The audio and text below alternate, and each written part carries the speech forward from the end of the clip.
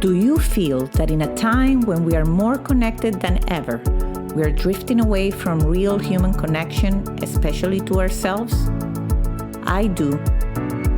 Hi, I'm Leticia Latino, and I want to invite you to join me and my very inspiring guests in exploring ways to reconnect to your essence, to your definite purpose, to what makes you tick. Are you ready?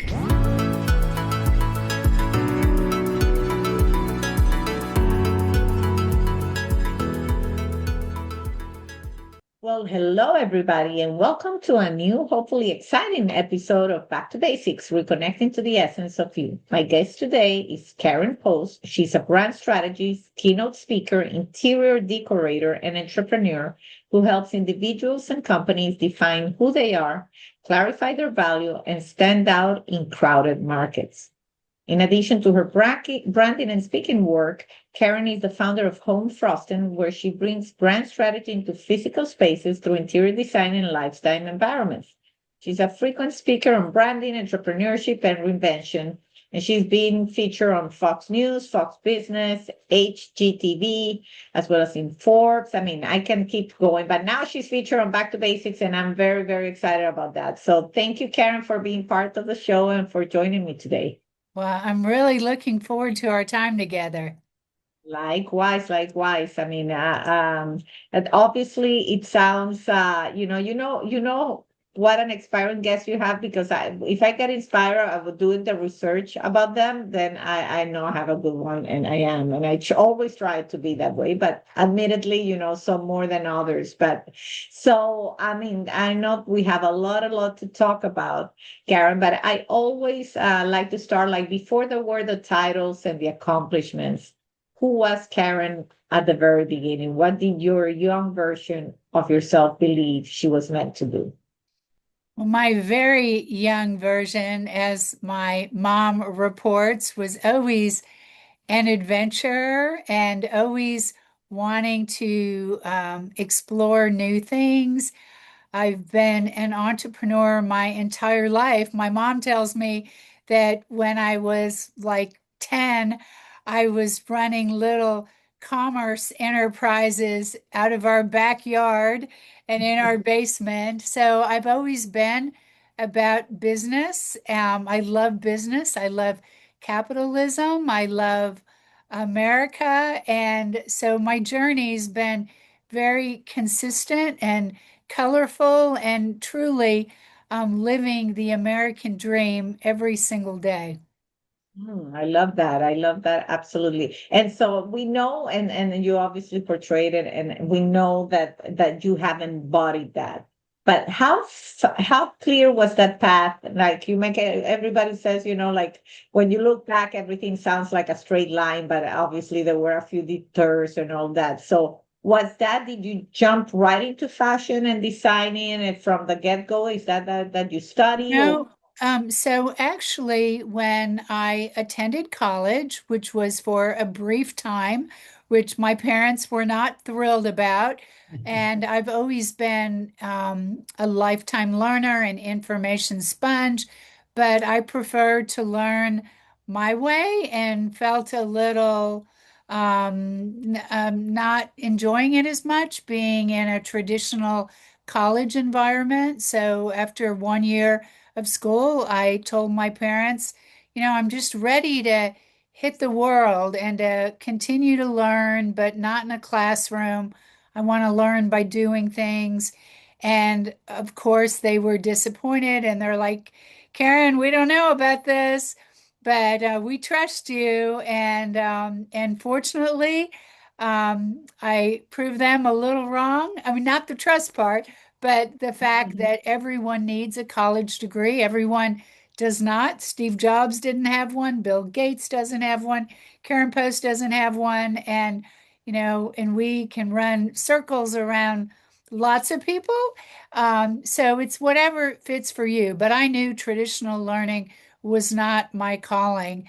And I started my first business when I was 22 years old and have been an entrepreneur my entire life and wouldn't do it any other way. I love that. And to your point, I've been in telecom most of my life, but I'm a big proponent of apprenticeships and the trades and the skills. And people don't realize how much we need a little bit of everything, and the trades and people that, even plumbers, electricians, telecom technicians. I mean, we cannot run the way we do without that skill set, and there's a ton of well-paying jobs that really demystify the whole college track. So that can be a whole different podcast. But I love when I have an entrepreneur that says, that shares that because there's way more around us. My dad also didn't go to college, and he founded his company successfully, and all that. So I love that because it's inspired to know when you know what you're good at and you focus 100% on that, then magic happens. And was that first company in fashion as well? Tell us a little bit about that first No, venture. my first company was actually in public relations and marketing, and I had a stint with a public relations professional, and I was hired on as an office intern, gopher, did everything no one else wanted to do, but it really exposed me to the world of business. And after a short time there, I had an opportunity to work with a client. And so that's when I started my first company, and I started by myself in my apartment. And then shortly thereafter, met a great woman who I'm sad to say is no longer with us, but she was a great business partner and she did have the traditional education. So we were a good fit and we started a firm together and went from 2 people to about 30 people. And I did that business for about 20 years in Houston. And then I moved, so we worked with startups, multinational corporations, a lot of really exciting businesses. And then after 20 years of that, I took another risk and was getting a little tired of that industry and invested in a brand new startup, a .com. And unfortunately, that ended up being a dot bomb.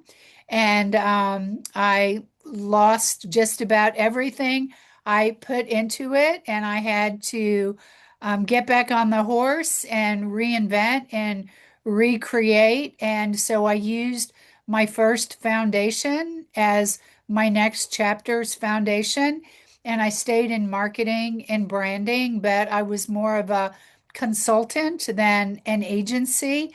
And I also surrounded myself around other thought leaders and writers. And while I never thought I was a writer, I met people that said, "You are a great writer. You should write a book."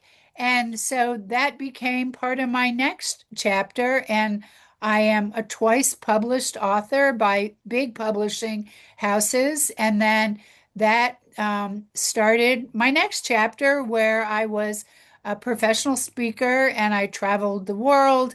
I went to some really exciting places. I was the first woman, business woman to address the Saudi Arabian airline. I've been to Nigeria. I've been to all over the world. And I pinched myself and still pinch myself because I never really thought I was a writer, but it turned out I was. And being a writer, that's opened up many doors. And so then my journey continued. And so I did that for about 10 or 12 years. And then I met my current husband. Um, and when I met, I was traveling all over the world, and he was a banker, a commercial banker in Tampa. And I just thought, this guy's pretty good. Maybe I need to kind of retool my path and try to figure out something I can do that doesn't require so much travel. So, as our relationship got more serious, we decided to build a home together. and I had a condominium that I needed to sell. So I put my feelers out to my real estate buddies. It's like, what do I do to get the highest price for my condo? And they said, well, you need to stage it. And my husband, being the banker, is always thinking about business models and opportunities also. And he's like, Karen, have you ever thought about staging? You could parlay your branding, your visual skills, your creative skills. You're a great businesswoman, and I could help you get an SBA loan so you could do it big at the get-go because it was an asset-based startup. So I said, let's give it a shot. So I started Home Frosting, which is my current company, and it started as a staging company. And I learned a lot about staging, about interior design, and then that just expanded into remodeling. And about 6 years after really focused on the staging part of that business, I came home one day. By then, my husband and I were married, and I said, Eric, I appreciate everything that you've helped me do to get this business going, but I really don't love staging. In fact, I hate it. And he's like, Karen, we built this company and now you want to switch. And I said, yeah, I do want to switch because while I learned a lot and it was a good experience and it added to where I am today, it's not my sweet spot. It's not what I love. It was much more of a logistics business, and I am much more of a creator and an artist. And I said, I really like doing interior design. So I'm going to pivot the company. I'm going to keep the name the same. I'm going to liquidate my assets. I'm going to move from a warehouse to a studio. And my husband was like, you are crazy. And I said, I'm going to take that as a compliment. And so I did. And within about 3 years, we completely pivoted Home Frosting into a straight up interior design firm. And so that's what I've been doing, and I've been loving it, and we've had great success. And then over the 4th of July, I watched all the news about how this next year was our country's 250th birthday. And I'd always thought about creating a line of pillows or a line of something. And I just thought, this is a good time to roll something out, but tie it in to some of my really deep core values. I'm a big patriot. I love our country. And so I just thought, why not create something that ties into that? So I did a little research and I learned about America 250, which is a bipartisan commission that is leading all of the events around our country's birthday.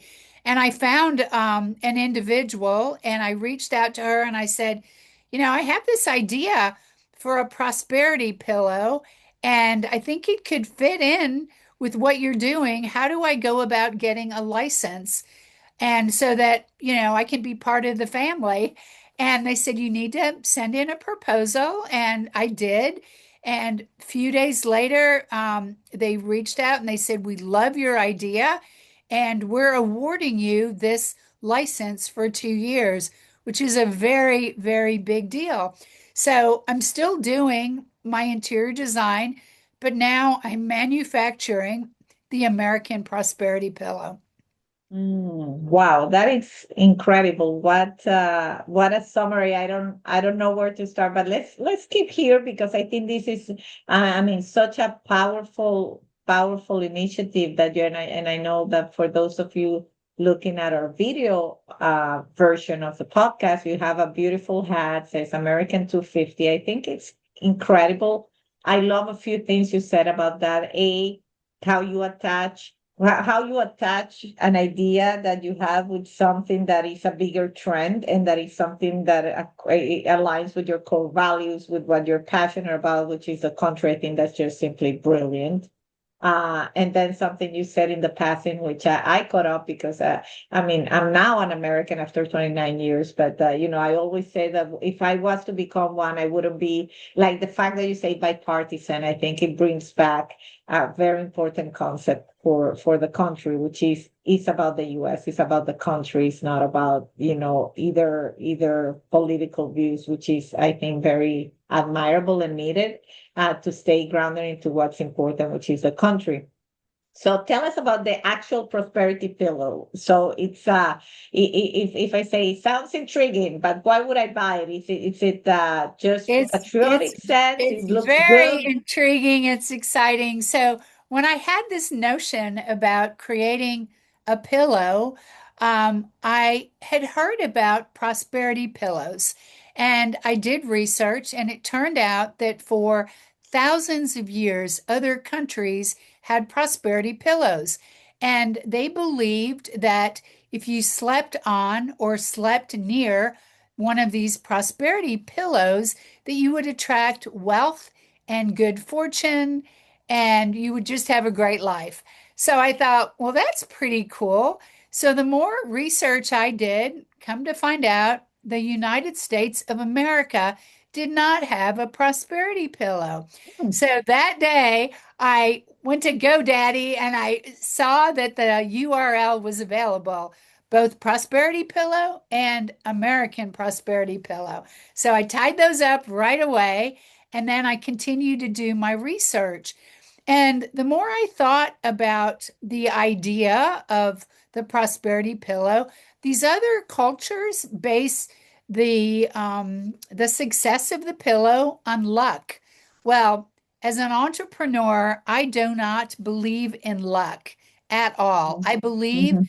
you make choices, you do things, and then you have the results of those and consequences. And that's how you create your own prosperity. So I Mhm. thought I'm going to make a unique prosperity pillow just for America that has a different twist. So here's an example of one of the small prosperity pillows. This is the mini, and each pillow comes with a mantra. It's 11 steps of things that I believe if you do these, prosperity is on its way. And there are things like having a plan, working your plan. When you hit a bump, get back on the horse. Mhm. Be generous and give while you're earning. You know, basic things, but sometimes people lose sight of those. So with every pillow comes this little mantra and the history of the prosperity pillow. This complete product is made 100% in the United States. So by me having the license, I was able to create this charm, which is made in Put Rhode it in a Island. little bit. There we go. Exactly. Yes. Which is Beautiful. made Beautiful. in Rhode Island, and we have them in a gold color and a silver color. All the fabrics are also from U.S. mills. The stuffings are made from outside of Miami, a pillow insert company. And then every pillow is topped off with retired U.S. currency from the U.S. Mint. So you get Mhm. your path and you have a little taste of prosperity that you can smell, you can touch. It can remind you of it's just inches away based on how you live your life and what you do. And then another cool thing about this project is both of my parents are were in the military. My dad is no longer with us. My mom is 90. They were both in the Navy. And so I just believe in our military and I'm so grateful for them. So I wanted to find an organization that with every sale that we could make a contribution to. And I was very familiar with an organization that started after the 9/11 tragedies that is called Tunnels to Tower. And the more research I did on them, now that it's been years since that tragedy happened in our country, they have expanded their mission, and their focus now is really to eliminate homelessness among veterans, which Mm. is so important. So, Mm-hmm. this is a national group, and every pillow that we sell, every tassel that we sell, we make a contribution. And our goal is to sell 250,000 units so that within 2 years, we can write them a check for $250,000. Wow. Well, yeah, well, sounds that yeah, I knew you were the accomplished branding master guru, but really what you have created is just, I say, a full win-win circle from every angle where you're doing something that you're passionate about and you're bringing good and you're really baking to like even giving back to very important and just important things like buy American. I think it's great, even if sometimes it comes with different things, like just restart and reigniting, the country, the roots of like building in house. I think all that concept amazing and giving back to people that keep us safe and protected, even more so. And the design is beautiful, by the way. So for sure. Thank you. I will have all the web page where people can get it. It's a great thing now that we are, starting a new year. It's a great initiative to re-energize our goals and and what we want to accomplish. And it can never hurt to have one of those as a backup for just good energy. Yeah. And back to buying American made products. So it turns out that when you buy a made in America product, every dollar that you spend on that product, $4 actually goes into our economy. It's like throwing a penny in a pond, the ripple effect, because you're not only supporting that manufacturer that's making whatever you're buying, but they're paying rent to a landlord in the United States. Their workers have jobs, their workers buy gasoline, everything. It's much bigger than people realize. So while it may feel good for a minute to save money on a product, but when you're buying products that are coming from China, it's not the same as when you're supporting American manufacturers and American entrepreneurs. That is true. I agree with that partially, though, because this is also a country formed by immigrants, and there's a Yes. lot of countries, not all countries manufacture in China. A lot of companies manufacture in many other Latin America, other places, other parts of the world. And unfortunately, those are also affected. Those are also rent payers that unfortunately have had to close shop because of this. So it's almost like I think it's great, but yeah, it's always like there's never full greatness. It always somebody impacted by decisions. But every country, I think, should be self-supported in a way, and we should nothing that it's like go get it cheaper where people get taken advantage of. It's a good motto. I think people should be fair salaries everywhere, and that should never be the motivation, which is, I think, unfortunately, the motivation around going to a lot of those countries, especially communist countries or countries that are not full democracies, is because they can get away with paying people like nothing. And then that's a whole different model, right? That what we are discussing. But I personally think it's a great story. And that I'm curious, and you have highlighted about pivoting, and I think this is as the show is always meant to inspire. And I love how you kind of gave us a glimpse into, well, my first company was very successful. Then I had this unfortunate event. What like takeaways that you took, like on the first one, like what do you think was maybe key to your success on the first one? And on the second one, what do you think was maybe key to the failure? Are there any key learning points on each one of those that you would like to share with the audience? There certainly are. So my first company, when I was 22, and I think if you look at a child, they have a lot less fear in them than older people because as you get older, you invite all this conditioning into your head, and often you get more afraid the older you get. So at 22, I was afraid of nothing, and I always had a high degree of confidence, which is super important. I mean, I would show up to meetings doing something that I had never done before, but I never let my audience know that because I always knew that I would do the homework and I would do it properly.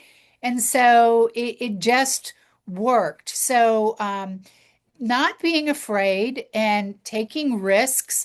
Risks are kind of a double-edged sword. If you take a risk, yes, you could lose some things, but if you don't take the risk, you could lose some things also, or you could gain some things.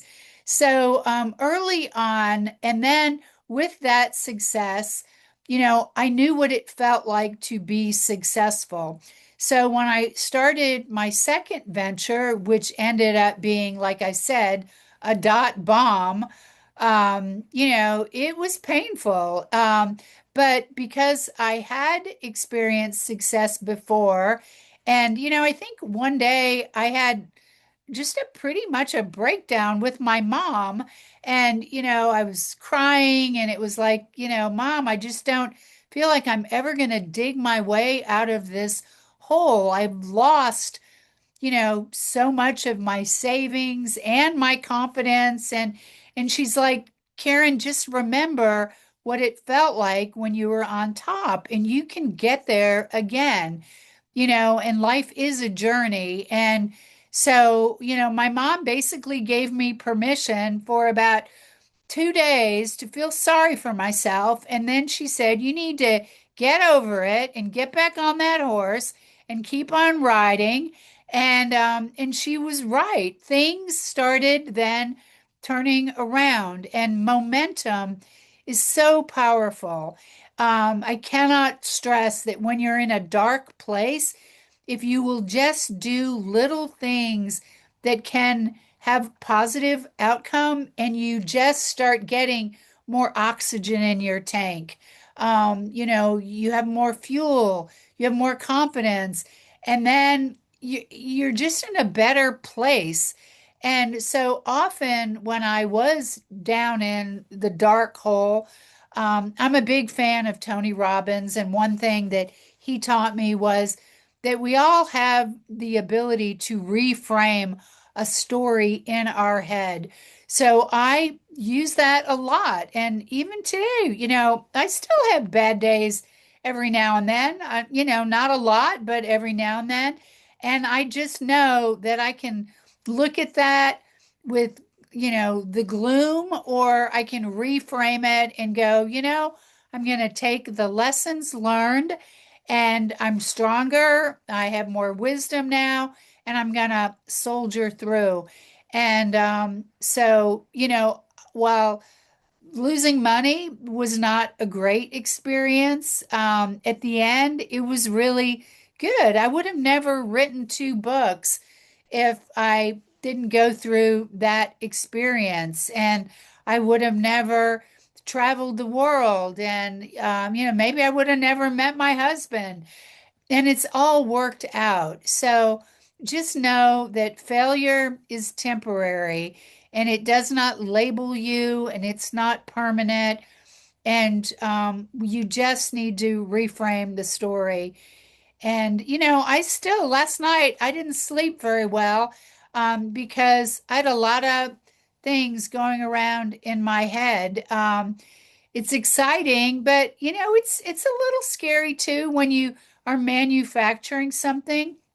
You have to put out the money for the materials and make the product before you sell it. And so, I'm still dealing with risk and all of that, but I'm also so excited because I'm doing what I love. Every bit of it, I love. And so I'm just blessed and living the American dream. I love it. And that's why you're a perfect guest because in every aspect of your journey and even now, and I appreciate your honesty because I think a lot that's an entrepreneur's journey. It's people think only about the success, but the valleys to get the successes is never zero to everything. It's that little plateaus that you get in achieving each milestone that takes you to what people focus on. But then the journey, and it's sometimes very lonely, and it's great that you had your, even if you pivoted, but you had a husband that also saw the potential, saw the opportunity, and back you up in terms of like, you can do this and let's do it. And I just love the ability to also come clean with this is not my sweet spot. I think living in your sweet spot is what almost ensures success and fulfillment for people rather than just, yeah, maybe you're doing good, but you don't feel fulfilled. And it's maybe because you're not on your sweet spot. You're doing things that you're good at.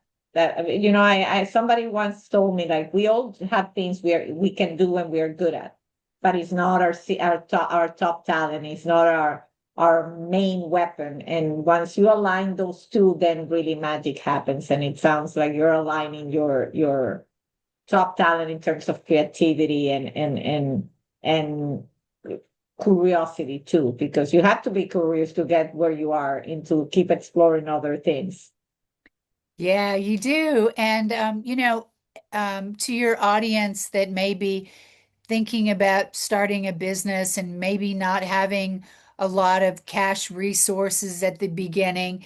So, even though I know what my sweet spot is, last week when my entire team was on holiday and we started getting orders in, who was fulfilling the orders? Me.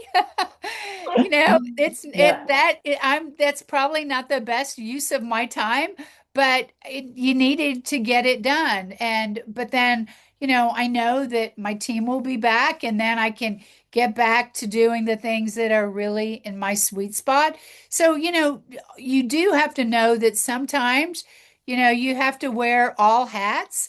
But I do want to remind your viewers and your listeners that delegating sometimes is scary because you have to pay someone to do something. And as an entrepreneur, we don't sometimes feel like, well, we can afford to do that. But you have to look big picture and you have to believe in what you're doing enough and do it because you can't do everything yourself. And you've got to spend money to make money. And, however you do that, if you have to recruit volunteers and buy them lunch like I do with my mom, um, but you do, delegating is an important part of growth and the success on the journey that I've been on. That's great advice, Karen. Absolutely priceless for anybody that's starting their business, and also the inspiration to say, yes, sometimes you have to wear many hats, but that's the only way you really get to know the intimacies of your own operation because you also uncover things that you can improve, as the company grows.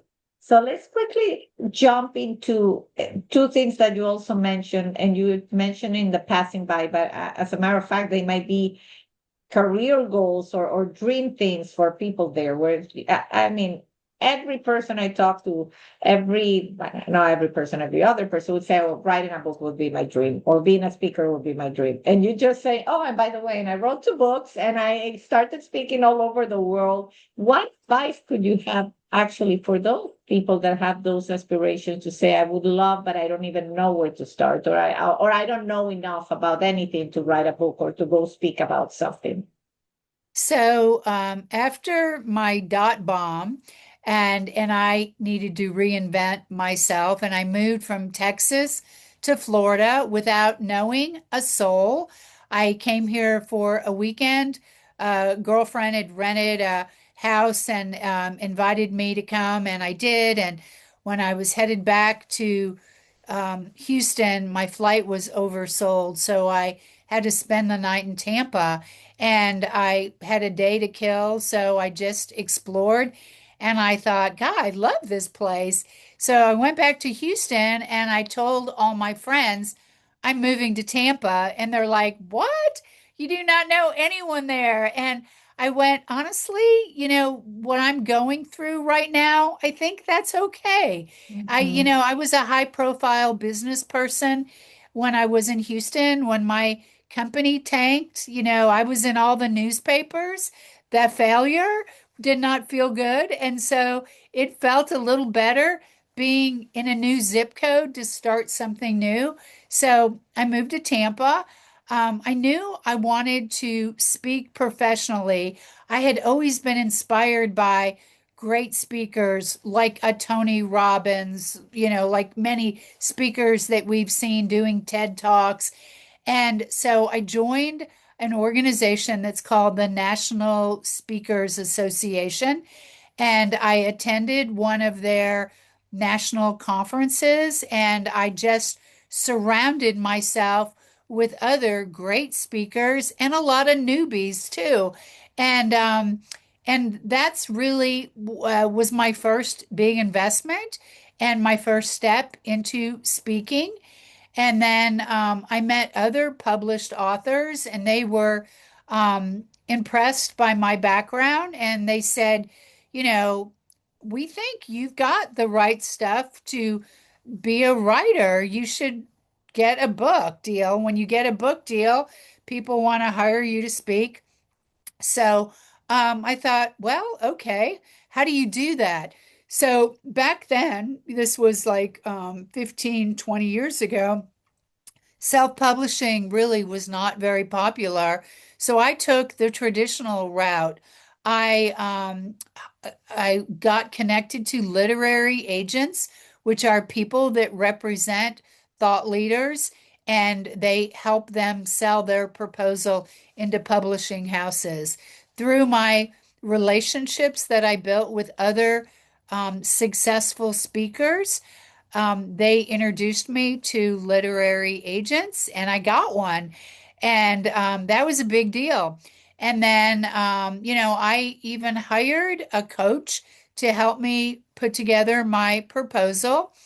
That was an investment. It was scary because it was not inexpensive. But fortunately, after my first book was called Brain Tattoos, Creating Unique Brands That Stick on Your Customers' Minds. And it's been printed in two languages, in American and in South Korean. And it was published by AMACOM, which is a big international publishing house.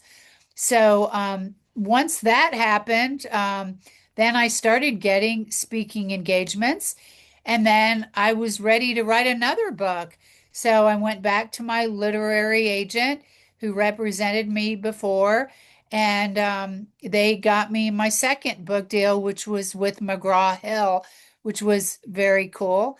And then once those happened, then I was really ready to speak and not only give small room talks, but big room talks. So I always thought that great speakers, they left messages, actionables, but they were also funny. And I had never, I mean, I thought I was kind of funny, but I never really was trained on being funny or comedy.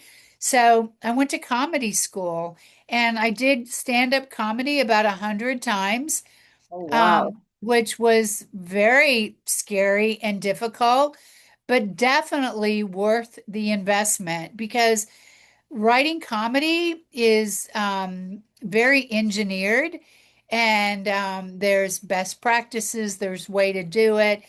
And so that was a big part of me being a better speaker, is that I not only was a smart speaker, and I was engaging and charismatic, but I knew how to present zingers when you're on TV, sound bites, funny sound bites will get captured, and producers like that. So, that was part of my path to being a speaker. And now with my new project, I'm very confident doing national interviews. I do not get nervous. Even when they're live, when I was on Fox News last week, it's live. You can't mess up.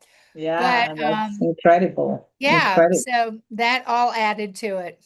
I love it. Well, I thank you for you laid out a very clear like the path you took, but what resonated with me and I want to highlight it for the audience. It's you mentioned a few times the word investment, investing in yourself. People sometimes we think, oh well, I know I'm good at this, and that's all it takes. If you don't invest in yourself, in my view, it's almost you're not believing in yourself. Who's gonna invest in you? What literary agent or who's going to be willing to do something for you when you're not willing to do something for yourself? And so I think it's a big powerful message we send to the universe when we do something like that. I kind of did the same thing with my podcast when I did my first Seth Godin course about podcasting and feeling crazy, and that was 6 years ago. I cannot believe it, but and it's just like, yeah, you have to put some skin in the game, as they say, like in any business. You go ask for money to an investor and say, how much have you put in? Because if you don't believe in yourself, why should I? And so that thought that you register and invested in all those steps of the way in what you were achieving, it paid off and obviously gave you extra skill set that now in return is useful. So I think it's masterful, and I thank you for sharing tangible assets. So if you're listening out there and there's that course, that thing that you wanted to do, and you have hesitated in investing in yourself, just go do it. And you could never predict the outcomes. I think that's the other problem. I don't know if you agree that people want to know, if I invest in this, what am I going to get back? And it's never like a clean cut. You never know, right, what's going to come Right. back. It comes back in some form of shape, maybe immediately or after many years, but eventually I believe that it does come back. It does. And often, especially if you invest in a big ticket item like a coach, which I did many times, you'll be very committed to doing your homework and to following through when you've got, like you said, skin in the game. And it wasn't easy. Like when I was in that dark spot, I sold some of my jewelry. I put some things on a credit card that I paid out over a period of time and probably paid interest on, but it was all necessary. But I do want to really make sure your audience knows that they need to do their homework on anything that they invest in because fast forward, there's a lot of people that are selling witchcraft and and they're not gonna deliver even the goods to help you be the best you can be. So, check them out, check their references. If they're not successful, that's a big red flag. So it's not only picking something you want to do and investing in it, but it's doing your homework and making sure that you're picking the best consultant or the best program or class or whatever you think you need. That's invaluable advice. Yeah, make sure you're not the product. I think at this point we have become the product for others, not so much that they want to help you, but they want to sell you. And so I think that's incredible advice. Thank you, Karen. So is there anything else that, I mean, we touch upon a lot of things, and you've been such a great guest that you even have shared with us already things that make you tick, which I'm gonna ask you now as the last question. But any other projects or things that we haven't discussed that you wish to highlight with the audience at this point? No, I don't think so. Since branding is my core, my journey has been about personal branding. And, when I had to reinvent myself from leader who was leading a failed company to when I was known as the branding diva. That was my speaker name. I love it. It was all about personal branding. So you should definitely understand that. And my first book, which is Brain Tattoos, is a very simple kind of path to help people with that, they could check it out. Now, my KarenPost.com website, I have not maintained. It's up and there's a lot of good information on there. But because I've got these new projects, it's not the latest up to date. But I think that's a really important thing, to not underestimate your brand. And your brand is not your logo, but it's what people think when they hear your name. It's what they feel when you show up at a networking event, and when they invite you to do something with them, it's what they expect. That's what your brand is. Thank you so much. That's very powerful. And so you share with us a little bit besides your mom's support, which always I think makes anybody tick, your parents' support. What is there anything else that really lifts your spirits or gets to your core of who you are when you are having some of those dark moments? Yeah. So I mentioned my dad's no longer here. I wear his wedding band every Oh, day, so I feel no, like he's that's with me. beautiful. Yeah. And he was in the military and very disciplined. And, I just feel like he's watching over me. I'm fortunate that my mom is healthy and she loves to come to my studio and to help, put the pillows together and help with getting the orders out. So I'm blessed with a great family. My husband has been awesome. Sometimes we butt heads. He's a strong personality like I am. But I do own 60% of my company, and I remind him of that.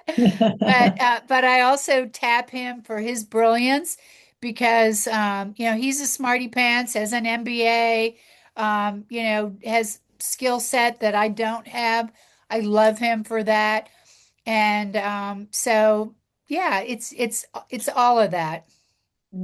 Yeah, family is always one that makes you tick. That's without a doubt. Well, Karen, thank you for all you do. Thank you for reminding us that we do live in a great country, that to bring back those amazing values that we have as the United States, and to remember, I mean, 250 years, that's a big accomplishment, big milestone for the country. And I mean, the pillows are beautiful, but also your journey is beautiful. So thank you so much for sharing it with us, Back to Basics. Oh, and thank you. And one last thing. I love immigrants too. My grandparents were immigrants. And so when you make, choices about products, distribute it around, find things that Mhm. you love, support those companies that you believe in. Don't forget the United States, but Mhm. anytime you help a small business person, you're helping the world. Yeah, love that. Love that. Thank you for that. And to all of you out there, thanks for tuning in, and go see what you're inspired about today, and go take one step towards that. Thank you so much. And until the next episode of Back to Basics. You've been listening to Back to Basics. You can follow us on Instagram and Facebook. If you haven't yet, subscribe, rate, and review this podcast on Apple Podcast or any of your favorite streaming platforms. This is the best gift you can give us. Join me next week for another Back to Basics conversation. And if you want to find out about other exciting things I'm working on, visit leticialatino.com. Thank you, and until the next time.